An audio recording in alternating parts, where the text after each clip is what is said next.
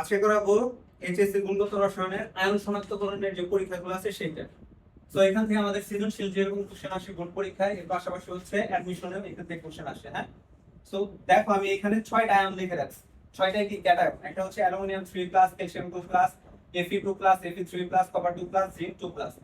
So এই সবগুলো ion শনাক্তকরণ করতে পারবো আমরা একটা বিকারকের সাহায্যে। বিকারকটা কি? NH4OH। ঠিক আছে, এবং এইখানে দেখো নিচের চারটাকে আমরা আলাদা করে রাখছি। এই চারটাকে আমরা আরো একটা বিচারকের সাহায্যে শনাক্তকরণ করতে পারি, সেটা কি? K4AgCN6। এটা একটা কি জটিল যৌগ, তাই না? এই জটিল যৌগটার নাম কি বলতে পারবা? পটাশিয়াম ফেরো সায়ানাইড। শিখাইছিলাম না কিভাবে জটিল যৌগের নামকরণ করতে হয়? আসতেছি একটু পর। ফেরো সায়ানাইড। আচ্ছা, এবার এগুলা আমাদের কি করতে হবে? বর্ণ কোনটার কোনটা কালার সেটা পড়তে হবে। ফার্স্টে এতটুকু মনে রাখবা যে বর্ণ যদি পড়তে চাও সেক্ষেত্রে যেসব মৌলের দ্বিধ্রুবযুক্ত মৌলের ইলেকট্রন বিন্যাসে এই অরবিটালে ইলেকট্রন 1 থেকে 9 পর্যন্ত থাকতে পারে, সেগুলোর ক্ষেত্রে কালার কি আসবে? রঙিন কালার আসবে। আর দ্বিধ্রুবযুক্ত মৌল ছাড়া বাকি যেগুলো আছে সবগুলোর বর্ণ কিরকম আসবে? তোমার হচ্ছে সাদা কালার আসবে। কি বুঝতে পারছো? অথবা সহজভাবে যদি মনে রাখতে চাও যে পর্যায় সারণীর পারমাণবিক সংখ্যা 22 থেকে 29 পর্যন্ত যে মৌলগুলো আছে সবগুলোর বর্ণ কিরকম হবে? রঙিন। আর এর বাইরে যে মৌলগুলো আছে এই মৌলগুলোর বর্ণ কিরকম হবে? সাদা। কি বুঝতে পারছো? তাহলে সেই হিসাবে যদি বর্ণ তুমি চিহ্নিত করতে চাও, দেখো তো এখানে একটা পরমাণু লিখছি অ্যালুমিনিয়াম, তাহলে এটা কি 22 থেকে 29 পর্যন্ত মৌল না? তাহলে এটা 13 নম্বর মৌল, তাহলে এটার বর্ণ কিরকম হবে? সাদা। তারপর দেখো ক্যালসিয়াম, এটার বর্ণ তাহলে কিরকম হবে? সাদা। তারপর আরো দেখো কোনটার বর্ণ, এখানে দেখো জিঙ্ক, জিঙ্কের মাঝখানে পড়ে জিঙ্কের পারমাণবিক সংখ্যা কত? 30, তার মানে এর বর্ণ কিরকম হবে? সাদা। কি বুঝতে পারছো? এবার দেখো এই বাকি যে মৌলগুলো আছে এই মৌলগুলোর বর্ণ কিরকম হবে? কালারিং হবে না? 22 থেকে 29 এর মধ্যে তো পড়ে, তাই না? তাহলে কালারিং যদি হয় তাহলে কোনটার কালার কোন ধরনের হবে? Fe2+। এটার বর্ণ কিরকম হবে? হালকা নীল। মাথায় রাখতে হবে হালকা নীল। আর এটার ভিতরে দেখো কয়টা ইলেকট্রন ত্যাগ করছে? এক, ওইটাতে 2টা ইলেকট্রন ত্যাগ করছে, এটাতে কয়টা ইলেকট্রন ত্যাগ করছে? 3টা, তার মানে একটা বেশি ইলেকট্রন ত্যাগ করছে। এই জন্য এটার বর্ণ কিরকম হবে? গাঢ় নীল। ঠিক আছে। আর কপার 2+, এটার বর্ণ দুই ধরনের হয়। ঠিক আছে, এটার একটা বর্ণ হচ্ছে গাঢ় নীল হয়,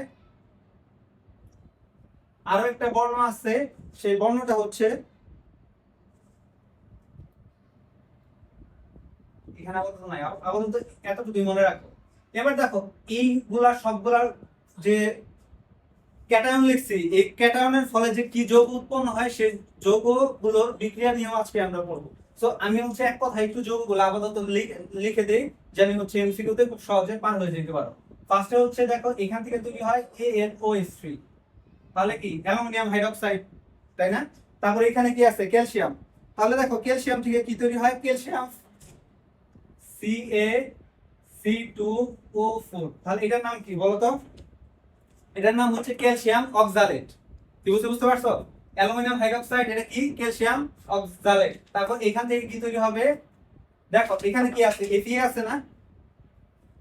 তাহলে Fe এখানে কত আছে? 2। মানে একটা জিনিস মাথায় রাখবা, সবগুলোর ক্ষেত্রে Fe2 হবে। আর এখানে যে যৌগটা আছে এই যৌগটা সরাসরি বসাই দিবা। এটার ভিতরে কতটুকু অংশ বসাই দিবা? এই যে এখানে যে এতটুকু অংশ দেখতেছো না, এতটুকু অংশ সরাসরি বসাই দিবা। তাহলে আমি কি বললাম? এই যৌগের প্রথমে কি আছে? Fe। তাহলে আগে কি বসাবা? Fe2। আর তারপরে এই জিনিসটা বসাই দিবা। তাহলে এখান থেকে আমরা কি লিখবো? Fe2।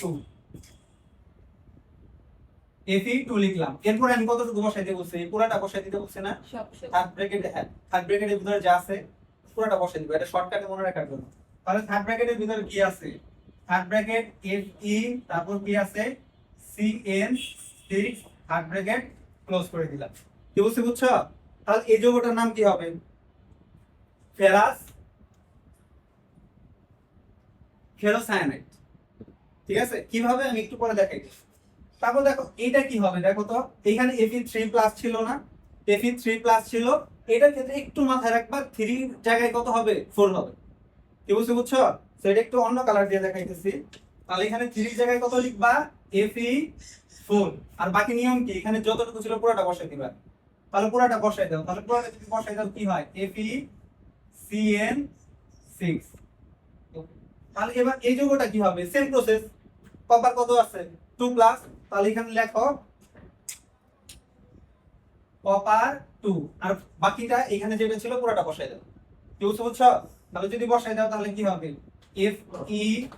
FeCN6 তাহলে এটার বেলায় সেম প্রসেস তো জিঙ্ক আছে না তাহলে এখানে কি দিবা Cn2 আর এটার ভিতরে যেটা ছিল পুরোটা বসাই দাও তাহলে কি ছিল FeCN6 সবসময় দিতে হবে হ্যাঁ তাহলে উপরে দুইটা দেন কোনটা যে উপরেরটা দেখো এই যে আমি আলাদা করছি উপরের দুইটা আলাদা যৌগ তৈরি হয় তাহলে কখন এইগুলা জিনিস এইভাবে বসাইতে পারবো এই 4টা যৌগের ক্ষেত্রে দেখো বক্স করছে কি বুঝতে পারছো আচ্ছা এবার দেখো এগুলা নামকরণ আসলে আমি কিভাবে করছিলাম যদিও জটিল যৌগ যখন করাইছি তখন এটা নামকরণ শিখাইছিলাম ঠিক আছে যদি মনে না থাকে এটার একটা ভিডিও আছে ওইখান থেকে আবার দেখে নিও তাহলে দেখো নামকরণ আমরা কিভাবে করি এটা তো একটা জটিল যৌগ তাই না তাহলে এটার ভিতরে দেখো তো থার্ড ব্র্যাকেটের বাইরে কি কোনো যৌগ আছে ধাতু আছে থার্ড ব্র্যাকেটের বাইরে ধাতু নাই আর এটার ক্ষেত্রে কি আছে থার্ড ব্র্যাকেটের বাইরে ধাতু আছে সো থার্ড ব্র্যাকেটের বাইরে যদি ধাতু না থাকে নরমাল প্রসেসের নামকরণের নিয়ম কি ফার্স্টে আমরা কি লিখব সংখ্যা সহ লিগ্যান্ড যেটা আছে সেটা লিখব তাহলে ফার্স্টে হচ্ছে সংখ্যা সহ লিগ্যান্ড আর লিগ্যান্ড কোনটা এই যে এটা তারপর কি লিখব আমাদের যৌগমূলক না ফার্স্টে হচ্ছে সংখ্যা সহ লিগ্যান্ড তারপরে আরেকটা জিনিস লিখতে হয় সেটা হচ্ছে ধাতু লিখতে হয় তো আগে না না তারপর সংখ্যা সহ লিগ্যান্ড তারপর ধাতু তারপর লিখতে হয় ধাতু লেখা তার পাশে কি লিখতে হয় যোজনী লিখতে হয় আর তার পাশে কি লিখতে হয় যদি আয়ন থাকে সেই আয়নটা লিখতে হয় যেমন ধরো এটার নাম তাহলে কি হবে এখানে দেখো সংখ্যা মানে লিগ্যান্ডের পাশে কত সংখ্যা আছে 4 4 থাকলে তখন আমরা তাকে কি বলি টেট্রা বলি না তাহলে এটার পাশে কি হবে টেট্রা আর এখানে লিগ্যান্ড কি আছে অ্যামিন তাহলে এই জন্য আমরা কি লিখি অ্যামিন লিখি তারপর দেখো ধাতু কি আছে কপার ধাতু কোনটা এই যে এটা তাহলে কপারের যোজনী এখানে কত 2 তাহলে 2 আর লাস্টে কি লিখতে হয় আয়ন এই যে আয়ন কি আছে সালফেট তাহলে এই যৌগটার নাম কি টেট্রাঅ্যামিন কপার সালফেট বুঝতে পারছো তাহলে এবার এইটা দেখো এটার ভিতরে কি আছে থার্ড ব্র্যাকেটের বাইরে আরেকটা ধাতু দেওয়া না তাহলে এখানে ধাতুর সংখ্যা কয়টা দুইটা একটা থার্ড ব্র্যাকেটের ভিতরে আর এটা কি থার্ড ব্র্যাকেটের বাইরে তাহলে থার্ড ব্র্যাকেটের বাইরে যদি থাকে তাহলে সেটা কি করবা থার্ড ব্র্যাকেটের বাইরের ক্ষেত্রে শুধু এক্সট্রা একটা নিয়ম কি হবে এখানে সংখ্যা সহ লিগ্যান্ড লিখছিল না এটা কিন্তু যা প্রসেস ছিল হুবহু সেম প্রসেসই বাট থার্ড ব্র্যাকেটের বাইরে থাকলে এখানে কি হবে এই যে এটার সামনে অতিরিক্ত যে তোমার ধাতুটা আছে ওই ধাতুর নামটা ফার্স্টে লিখতে হবে কি বুঝতে পারছো হ্যাঁ তাহলে এটার ক্ষেত্রে আমরা কি করব নিয়ম কি ফার্স্টে ব্র্যাকেটের বাইরে যে ধাতু আছে সেই ধাতুর নাম লিখতে হবে ঠিক আছে ধাতু সেটা কিসের ব্র্যাকেটের বাইরে প্লাস তারপরে কি বাকি সব সেম নিয়ম সংখ্যা সহ লিগ্যান্ড প্লাস ধাতু প্লাস আয়ন ঠিক আছে তাহলে এটার নাম যদি করতে চাই দেখো তো থার্ড ব্র্যাকেটের বাইরে কি আছে পটাশিয়াম এজন্য ফার্স্টে লেখা হয়েছে কি পটাশিয়াম তারপর কি লিখতে হয় ফেরোসায়ানাইড এটা ডাইরেক্ট লেখা হয়েছে আমি এটা একটু সুন্দর করে লিখি তাহলে ফার্স্টে আমাদের কি হবে পটাশিয়াম তারপর কি সংখ্যা সহ লিগ্যান্ড সংখ্যা কত 6 থাকলে তখন আমরা তাকে কি বলবি হেক্সা কি আছে সিএন আছে সিএন থাকলে আমরা তাকে কি বলি সায়ানাইড তাহলে পটাশিয়াম হেক্সা সায়ানাইড তারপর কি লিখতে হয় ধাতু লিখতে হয় না ধাতুর নাম কি আছে আয়রন আছে আয়রনের যোজনী এখানে কত 2 এজন্য আমরা সরাসরি এখানে কি লিখব ফেরাত বা ফেরাস বুঝতে পারছো সো এটা সংক্ষিপ্ত রূপে এটা কি পটাশিয়াম ফেরোসায়ানাইড ক্লিয়ার ধাতুর নামকরণ সরি কি জটিল যৌগের নামকরণ সো এগুলো তো নামকরণ এমনি পারবা বুঝছো তো প্রসেস তো এগুলোর নামকরণ সবগুলা করবা টেস্ট এবার যেটা করব সেটা কি এই যে এই যৌগ বা মৌলগুলা থেকে কিভাবে এই যৌগটা আসছে বা কালার কখন কোনটা কালার হবে সেটা এবার আমরা বিক্রিয়ার মাধ্যমে দেখাবো তো কপার 2 প্লাস শনাক্তকরণ কিভাবে করবা ফার্স্টে বিক্রিয়াগুলো করবা, বিক্রিয়া করার পরে যদি দেখো এটার রং কি আসছে, গাঢ় নীল বা বাদামি আসছে, তাহলে কি বুঝবা এটার ভিতরে কি কপার 2+ আয়ন আছে। কি বুঝছো? তাহলে সেটার জন্য কি লিখবা, ফার্স্টে কি শনাক্তকরণ করতেছো, কপার 2+ শনাক্তকরণ করতেছো না, সো এই জন্য আগে কপার 2+ লিখবা। সো আমি লিখে দিলাম কপার 2+। এরপর কি লিখবা, এটা শনাক্তকরণ করার জন্য আমার কোন বিকারক লাগবে, এই বিকারক না, এটা লিখবো। তাহলে কি আছে, Fe(CN)6। এতটুকু বুঝতে বুঝছো, আমরা দুইটা জিনিস সরাসরি উঠাইছি, মনোযোগ দিয়ে দেখো, এতটুকু তো ক্লিয়ার। এটার পরে কি করবা, এই যে থার্ড ব্র্যাকেটে বাইরে যে ধাতুটা আছে না, ওই ধাতুটা সিঙ্গেল অবস্থায় ফার্স্টে বসাই দিই, কোনো কাজ নাই। তাহলে ফার্স্টের কাজ কি, ধাতু যেটা আছে ওটা কি সিঙ্গেল অবস্থায় বসাবো। তাহলে ধাতু কি আছে, পটাশিয়াম, এই পটাশিয়াম প্লাস সিঙ্গেল অবস্থায় বসাইছি, ক্লিয়ার। এরপর কি আছে, এই কপারটা সরাসরি এটার সাথে লাগাই দিই, আর কোনো কাজ নেই। কি বুঝছো? তাহলে কি করবা, এই কপারটা এটার সাথে যদি লাগাই দাও তাহলে কি হয় দেখো তো, কপার আর এই পাশে কি আছে Fe, তারপর এই পাশে CN6, শেষ। এবার এবার কি করবা দেখো তো, তুমি যে যৌগটা করছিলা গাঢ় নীল, ওটার এখানে কপার কত ছিল, 2 ছিল না, এখানে শুধু কি দিয়ে দিবা, 2 দিয়ে দিবা, শেষ। বুঝছো? কি বুঝতে পারছো? তাহলে বিক্রিয়ার পর এখানে বর্ণ কিরকম লিখবা, গাঢ় নীল। এ থেকে কি বোঝা যায় যে এটার ভিতরে কোন আয়ন আছে, কপার 2+ আয়ন আছে। সৃজনশীলে কিন্তু আসে, দেখা গেছে ম্যাক্সিমাম মানুষ এটা অ্যান্সার করতে পারে না, কারণ ওই যে কঠিন অনেকগুলা বিক্রিয়া করতে হয়। সো বিক্রিয়াগুলা যদি নরমালি মুখস্থ করতে চাও পারবা না, তো কিভাবে মনে রাখতে হবে, এই টেকনিকের সাহায্যে মনে রাখতে হবে। কি বুঝতে পারছো? সবগুলোর ক্ষেত্রে নিয়ম কিন্তু সেম। তাহলে আমি কি করলাম, কপার 2+ আয়ন কিভাবে শনাক্তকরণ করলাম, ফার্স্টে হচ্ছে কি শনাক্তকরণ করতেছি, কপার 2+, এজন্য কপার 2+ লিখছি। তারপর কি করছি, কোন বিকারকের সাহায্য নিছি, এই বিকারক লিখলাম। বিক্রিয়ার পর আমরা কি করব, থার্ড ব্র্যাকেটের বাইরে যে ধাতুটা আছে ওই ধাতুটা সিঙ্গেল অবস্থায় বসাই দিব। সো এই ধাতুটা সিঙ্গেল অবস্থায় বসাই দিছি। এরপর কি করব, এইখানে যে আরেকটা ধাতু ছিল ওই ধাতুটা মূল যে জটিল যৌগ আছে ওই জটিল যৌগের সাথে বসাই দিছি, শেষ। আর কোনো কাজ আছে, কিছু করছি, কোনো কিছুই করি। সো এরপর কি লিখবা, এখানে তো তোমরা লিখছোই কালার, কোন ধরনের কালার, কালারটা এখানে লিখে দিবা, কারণ তাহলে এটা থেকে কি প্রমাণিত হইলো যে এখানে কপার 2+ আয়ন উপস্থিত,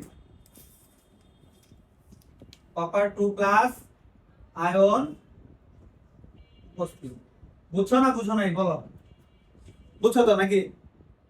আচ্ছা, এবার পরেরটা দেখো, কপার 2+ কিন্তু শনাক্তকরণ করে ফেলছি।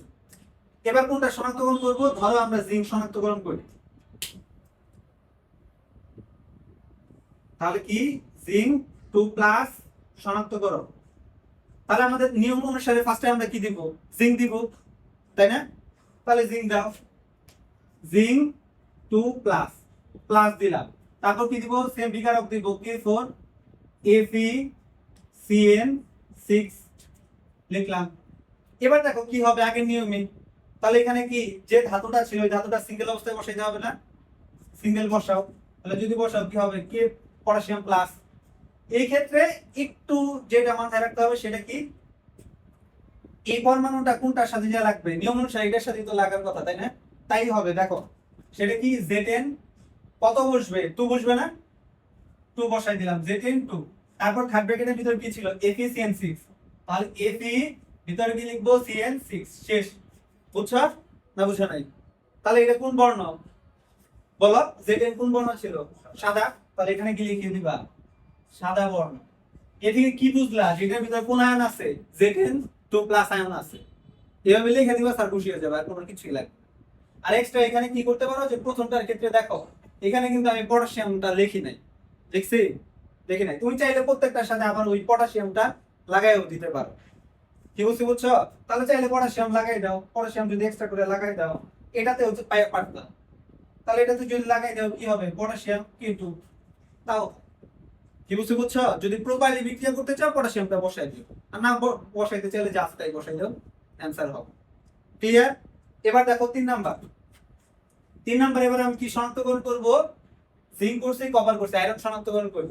একবার Fe2 করব, একবার কি Fe3 করব। ফার্স্টে কি Fe2 করি, Fe2+। তাহলে আমাদের নিয়ম কি, আগে Fe2+ লিখবো, লিখলাম Fe2+। তারপরে প্রসেস কি, এটা লেখা, যে বিকারকটা আছে সেই বিকারক, তাহলে বিকারক লিখি K4 FeCN6, তাহলে এরপর কি করবো বলো তো? ফার্স্টে আমাদের প্রসেস কি, পটাশিয়াম যেটা ধাতু থাকবে ওটা সিঙ্গেল রাখা, তাহলে ধাতুটা সিঙ্গেল রাখো, পটাশিয়াম প্লাস। তারপরে প্রসেস কি, এই পরমাণুটা কার সাথে লাগাই দিবা, এটার সাথে লাগাই দিবা, লাগাই দাও। তাহলে এটা যদি এটার সাথে এবার লাগাই দাও তাহলে কি আসবে, Fe2 আর থার্ড ব্র্যাকেটের ভিতর কি আছে, FeCN6। বুঝতে পারছো না বুঝো নাই বলো? তাহলে এখানে তুমি চাইলে কি করতে পারো, এই যে এখানে যে আমি যেরকম K2 বসাইছি, চাইলে এটার ভিতরেও কি করতে পারো, K2 বসাই দিতে পারো, না বসাইলেও হবে। তবে বইয়ের যেগুলো করা ওগুলা K2 দিয়ে করা, কি বুঝতে বুঝছো? তাহলে K2 যদি বসাই দাও, ও এখানে তো দেখি এটার কোনটা আছে, হ্যাঁ ঠিক আছে। তাহলে এখানে চাইলে K2 এইভাবে বসাই দিও মন যদি চায়, ঠিক আছে। তাহলে এটা বর্ণ কিরকম, হালকা নীল, আমি আর লিখলাম না, বুঝছো তো নাকি? তাহলে হালকা নীল, এর দ্বারা আমরা কি বুঝতেছি, এটার ভিতরে Fe2 প্লাস আয়ন উপস্থিত। এবার কি করব, Fe3 প্লাস আয়ন শনাক্তকরণ করব।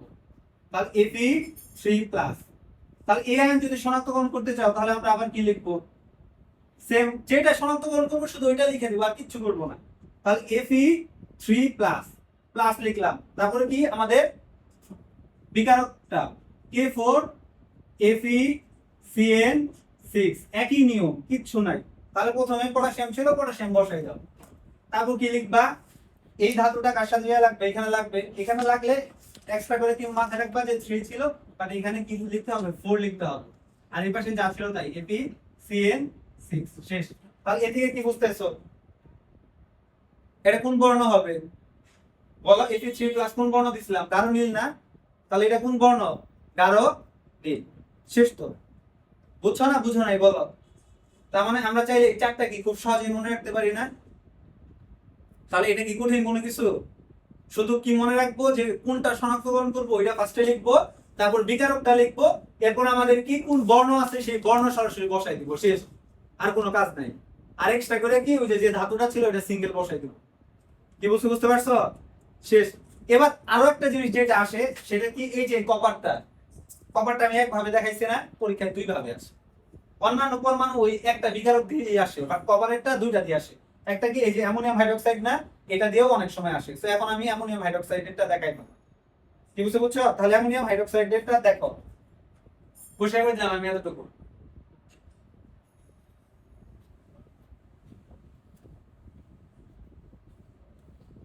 তাহলে এবার আমরা কি দিয়ে করব, 2 নাম্বার অ্যামোনিয়াম হাইড্রোক্সাইড দিয়ে করব কপার শনাক্তকরণ, ঠিক আছে? তাহলে অ্যামোনিয়াম হাইড্রোক্সাইড দিয়ে যদি করি, তাহলে ফার্স্টে কি লিখবো, কপার লিখবো, কপার 2 প্লাস, এরপর কি লিখবো, অ্যামোনিয়াম হাইড্রোক্সাইড। এই ক্ষেত্রে মনে রাখতে হবে এই বিক্রিয়াটা দুইটা ধাপে ঘটে, এটা কি প্রথম ধাপ। তাহলে প্রথম ওই আগের সিস্টেমই, অ্যামোনিয়াম ক্ষেত্রে ফার্স্টে তোমরা কি লিখবা, আগেরটা তো শুধুমাত্র কপার 2 প্লাস আয়ন দিয়ে শনাক্তকরণ করছিলা, বাট এটার ক্ষেত্রে কি লাগবে, কপার সালফেটটা। কি বুঝছো? কারণ এই ক্ষেত্রে দুইটা বর্ণ তৈরি হবে, প্রথমে হালকা নীল তৈরি হবে, এরপর কি তৈরি হবে, আবার গাঢ় নীল তৈরি হবে। সো ফার্স্টে আমরা কি লিখলাম, কপার 2 প্লাস আয়ন শনাক্তকরণের জন্য কপার সালফেট লিখলাম, বুঝছো এতটুকু? প্লাস এবার দেখো কোন বিকারক নিব, এই বিকারকের সাহায্য করতেছে না, তাহলে বিকারক নিলাম NH4OH। এবার দেখো এখানে কি সবগুলো ভেঙে যাবে না, কিরকম, কপারের যোজনী কত 2 প্লাস, সালফেটের কত 2 মাইনাস, অ্যামোনিয়ামের কত +1, হাইড্রোক্সিলের কত -1। তাহলে ফার্স্টে দেখো কে যায় কার সাথে লাগবে, অ্যামোনিয়া যায় হাইড্রোক্সিলের সাথে লাগবে না, সরি সালফেটের সাথে যায় লাগবে না। সালফেটের সাথে যায় লাগলে এখানে কি তৈরি হবে দেখো তো, NH4SO4 লিখলাম, সালফেটের যোজনী কত 2 এটার পাশে বসাই দিলাম, প্লাস। এবার দেখো কে কে বাকি আছে, কপার আর হাইড্রোক্সিল বাকি আছে না, কপার যায় হাইড্রোক্সিলের সাথে লেগে যাবে। তাহলে কপার যদি যায় হাইড্রোক্সিলের সাথে লেগে যায় তাহলে কি তৈরি হবে, কপার হাইড্রোক্সাইড। এটা দিয়ে তো অর্ধকে ভর তৈরি হওয়ার কথা, তাই না? বাট এটা সিঙ্গেল অবস্থায় থাকে না, এটা কি করে, কপার সালফেট তো সহজে বিয়োজিত করা যায় না, এজন্য কপার সালফেটের সাথে আবারও যুক্ত হয়ে যায় ইনটু কপার সালফেট। কি বুঝছো? এজন্য এটার ক্ষেত্রে কি অতিরিক্ত মনে রাখবা যে কপার হাইড্রোক্সাইড যে তৈরি হয়েছে এটা তৈরি হবে, এর সাথে আরো একটা কপার সালফেট তৈরি হবে। কি বুঝছো? এটা বোঝার জন্য যে এখানে সমতাকরণ করা হয়, 2 অণু দিয়ে আমি সমতাকরণ দেখাইতেছি না, এমনি বুঝবা। সো এইখানে যে দেখো যে জিনিসটা তৈরি হয়েছে, এটা কোন ধরনের বর্ণ তৈরি হয়, এটা হালকা নীল তৈরি হয়, বুঝছো? এবার দেখো এটা কি 1 নাম্বার প্রসেস, এই বিক্রিয়াটা দুইটা ওয়েতে করা যায়, হ্যাঁ? তাহলে একটা ওয়েতে করলাম। সেকেন্ড ওয়েতে কি করব, যে হালকা নীল যে অদক্ষেপ তৈরি হয়েছে এই হালকা নীল অদক্ষেপটা আবার লিখব। যদি লিখি copper hydroxide into copper sulphate, এর সাথে আবার কি যুক্ত করব, এখানে যে বিকারক ছিল সেম বিকারককে আবার যুক্ত করব। কারণ কি দুই স্টেপে দুইবার যোগ করতে হয়, এজন্য আমি আবারও অ্যামোনিয়াম হাইড্রোক্সাইড যোগ করে দিলাম। দেখো এখন যেহেতু অ্যামোনিয়াম হাইড্রোক্সাইড যুক্ত করছো, এটার ভিতরে কি হয়, অ্যামোনিয়াম যে হাইড্রোক্সাইড ছিল এখান থেকে অ্যামোনিয়াম প্লাসটা ভেঙে যায়। ভেঙে যায় কি তৈরি করে, NH4 ছিল, কিন্তু দেখো NH4 থেকে একটা হাইড্রোজেন বের করে দেয়। একটা হাইড্রোজেন বের করে দিলে এখানে কি তৈরি হয়, NH3 তৈরি হয় না? বুঝতেছো? তাহলে এখানে কি তৈরি করলো, NH3। তাহলে এখানে আরো একটা জিনিস তৈরি হয়, দেখো তো এখানে কি আছে, কপার, আর ওই পাশে কি আছে, টেট্রামিন কপার সালফেট যদি করতে চাই CuNH3, বাইরে কি লিখবো 4 থার্ড ব্র্যাকেট সালফেট, শেষ। এখানে আর কিছুই নেই। কি বলছে, বুঝতে পারছো? বলো কি বুঝো নাই?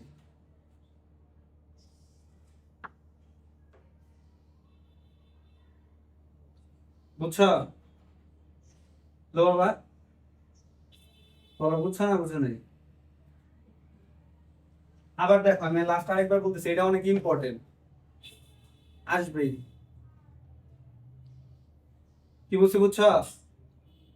সো এই জন্য এটা বারবার বলতেছি। ফার্স্টে আমি কপার সালফেট আর অ্যামোনিয়াম হাইড্রোক্সাইড নিচ্ছি। এখানে কি হয়, কপার যে কার সাথে যুক্ত হয়, কপার 2 প্লাস হাইড্রোক্সিল মাইনাস, এই জন্য কপার যে হাইড্রোক্সিলের সাথে যুক্ত হলে কপার হাইড্রোক্সাইড তৈরি হয়। বাট কপার সালফেটটা সহজে বিয়োজিত হতে চায় না, এই জন্য এটা কি তার পাশে যায়, আবার বসে যায়। তো অতিরিক্ত কি মনে রাখবা, যে কপার হাইড্রোক্সাইডের সাথে অতিরিক্ত কপার সালফেটটা বসাই দিলাম। এখানে কি থাকে অবশিষ্ট, NH4 আর সালফেট, তাহলে NH4 যায় সালফেটের সাথে লেগে যায়। ঠিক আছে? তাহলে এটা যে বর্ণ তৈরি হয়, বর্ণটা কিরকম, হালকা নীল বর্ণ। এবার এই যৌগটা আবারও লেখো। তাহলে এবার আবার ওই বিকারকটা লেখো, কারণ এই বিক্রিয়া কয় স্টেপে সম্পূর্ণ হয়, 2 স্টেপে। এটা প্রথম স্টেপ, এটা কি সেকেন্ড স্টেপ। সো এই বিকারকটা লিখলাম। বিকারকটা লিখলে কি হয় দেখো তো, এখানে NH4OH ছিল না, এখান থেকে কি হয়, NH4 থেকে একটা হাইড্রোজেন NH4 বের করে দেয়। তাহলে বের করে দিলে কি তৈরি হয়, NH3 তৈরি হয় না? তাহলে এখানে কি রইলো, NH3। এবার যে হাইড্রোজেনটা বের করে দিল, ওই হাইড্রোজেনটা এই হাইড্রোক্সিলের সাথে মিলে কি তৈরি করে ফেলে, পানি তৈরি করে ফেলে। দেখো লিখে ফেলছি পানি। এবার দেখো এই পাশে কি ছিল, কপার, আর এই পাশে কি অতিরিক্ত ছিল, অ্যামোনিয়া। তাহলে যেখানে কপার আর অ্যামোনিয়া দুটা জিনিস একত্রে যুক্ত করবা, সেখানে আমাদের কি তৈরি হবে, জটিল যৌগ তৈরি হবে। তাহলে কপার আর অ্যামোনিয়ার সাথে যুক্ত একটা জটিল যৌগের নাম কি, টেট্রাঅ্যামিন কপার সালফেট।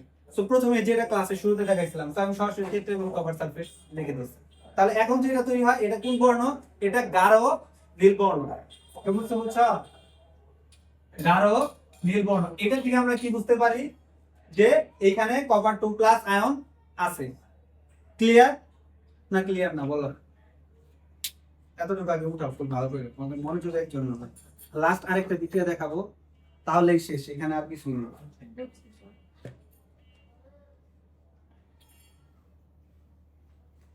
ওটা একটু অফ রাখো, সাইডে চাপ দিয়ে অফ রাখা দেখবে।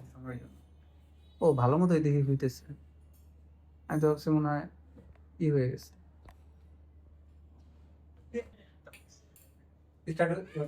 দেখা যেতে পারো। ওকে দেখো এখানে এই সবগুলা কিন্তু জটিল যৌগ দেখাই দিলাম, তাই না? লাস্ট একটা দেখো লিখছি বিকারক NH4OH, এটার পাশে দেখো আবার লিখছি NH4+। এটা দ্বারা তো বুঝো বলো নাই যে এটা দ্বারা কি বুঝাইছি। এটা দ্বারা বুঝাইছি যে আমাদের আরো একটা আয়ন আছে, সেটা কি অ্যামোনিয়াম প্লাস। এই আয়নটাও আমরা শনাক্তকরণ করতে পারি। বুঝতে বুঝছো? তাহলে অ্যামোনিয়াম প্লাস, তাহলে এটার বর্ণ কিরকম হবে, এটা তো ওই যে ডি ব্লকের মধ্যে পড়ে না, তাহলে এটার বর্ণ কিরকম হবে, সাদা। তাহলে সাদা যদি হয়, এবার এটা আমরা কিভাবে শনাক্তকরণ করব, এটার ক্ষেত্রে মনে রাখবা, এটা আমরা শনাক্তকরণ করতে পারি নেসলার দ্রবণ দ্বারা। ঠিক আছে? এটার কি তৈরি হবে, যৌগটা একটু লিখি, NH2HgI3। ঠিক আছে? এটাও মনে রাখবা। তাহলে এই যৌগটা কি, amino mercuric iodide. Amino mercuric iodide. So এই কয়েকটাই কিন্তু পরীক্ষার হলে বারবার আসছে। ঠিক আছে? তাহলে এই জিনিসটা কিভাবে শনাক্তকরণ করবা, সেজন্য আমাদের মনে রাখতে হবে শনাক্তকরণের জন্য এটা শনাক্তকরণে আমরা কোন দ্রবণ ব্যবহার করি, নেসলার দ্রবণ ব্যবহার করি। ধরো এই কোশ্চেনটা এত পরিমাণ ইম্পর্টেন্ট, এটা তোমাদের বলে বোঝাইতে পারবো না। যদি ধরো যে আয়ন শনাক্তকরণ থেকে যদি কোশ্চেন আসে, এটা থেকে মনে করো কোশ্চেন আসার পার্সেন্টেজ হচ্ছে 95% অন্যান্য যৌগের তুলনায়। কি বুঝতে পারছো? তার মানে এত পরিমাণ কোশ্চেন আসে, তো এটা খুবই ইম্পর্টেন্ট, খুবই মনোযোগ দিয়ে দেখো। তাহলে NH4 প্লাস আয়ন আমরা শনাক্তকরণ করতে পারি কিভাবে, নেসলার দ্রবণের সাহায্যে। আর এটার ফলে কি তৈরি হয়, অ্যামিনো মার্কিউরিক আয়োডাইড। ঠিক আছে, তাহলে এবার কোশ্চেন করবা যে নেসলার দ্রবণটা কি, সেটা হচ্ছে পটাশিয়াম টেট্রা আয়োডো মার্কিউরিক এবং হচ্ছে সোডিয়াম হাইড্রোক্সাইডের মিশ্রণ। তাহলে এই জিনিসটা আগে লিখি, জিনিসটা কি, K2HgI3 এইটা প্লাস সোডিয়াম হাইড্রোক্সাইড, এইটার কি মিশ্রণ।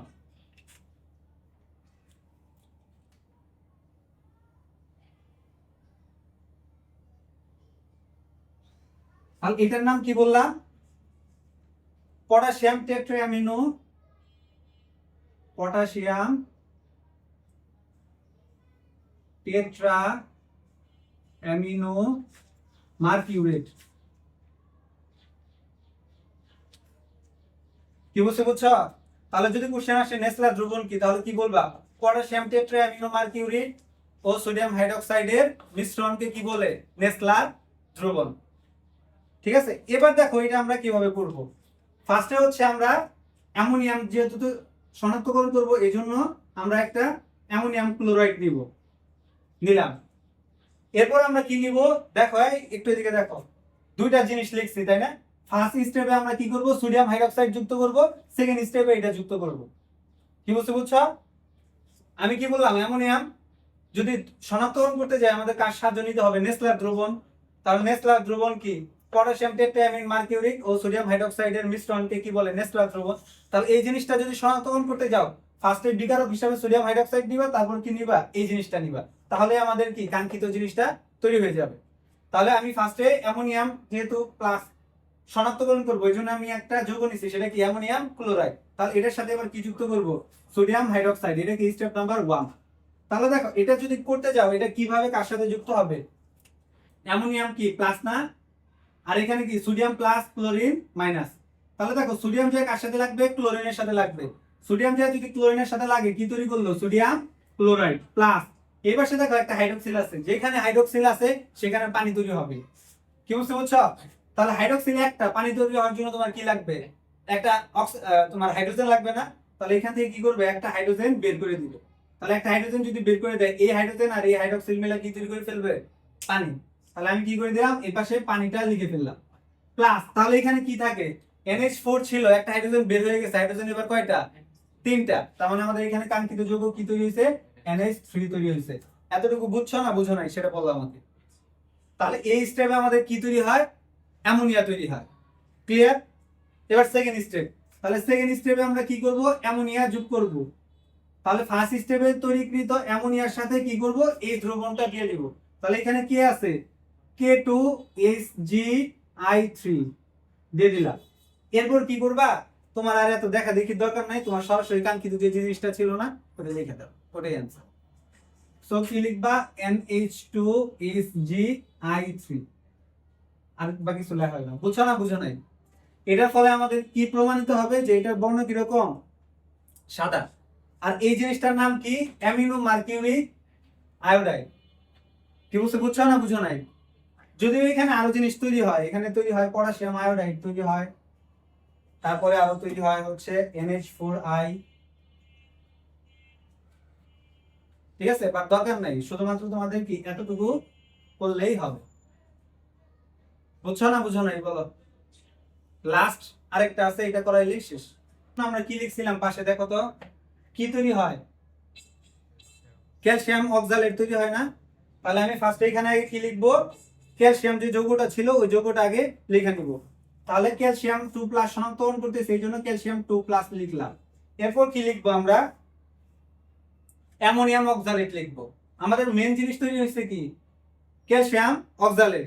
তো এটা তৈরি করার জন্য আগে কি লিখবো, অ্যামোনিয়াম অক্সালেট। তাহলে এটার জন্য কি তৈরি হবে, এই পাশে O বন্ড C, তারপর কি O বন্ড C, তারপর আমরা কি দিব এখানে ডাবল বন্ড, আর এই পাশে কি একটা বন্ড দিব, আর এর পাশে প্রত্যেকটার সাথে কি ONH4, এই পাশেও ONH4 লিখে দিলাম। দেখো এবার কি জিনিস তৈরি হবে, এই জিনিসটা একটু ইম্পর্টেন্ট, মাথায় রাখতে হবে। সেটা কি, এতটুকু অংশ বিয়োজিত হয়ে যাবে, বা এতটুকু অংশকে আমরা কি বলি, ঋণাত্মক বলি। এটা একটু এই পাশে লিখি, ধরতে সুবিধা হবে।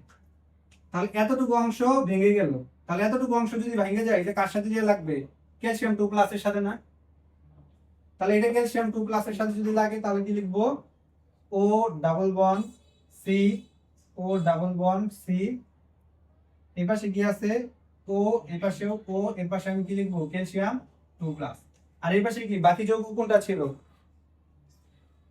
NH4+ না, NH4+ লিখে দাও। তাহলে লিখলেও যা, না লিখলেও তা। তাহলে এই জিনিসটাকে আমরা কি বলতেছি, ক্যালসিয়াম অক্সালেট। কি বুঝছো? যদিও এখানে সমতাকরণ করা, আমি সমতাকরণ করি না, আমি সরাসরি করে দিচ্ছি, এভাবে মনে রাখবা। তো এটার নাম ক্যালসিয়াম অক্সালেট। তো এই থেকে কি প্রমাণিত হয়, এটার বর্ণ কিরকম, সাদা বর্ণ। বুঝছো না বুঝো নাই বলো? তার মানে কি, হ্যাঁ হ্যাঁ, বুঝছো?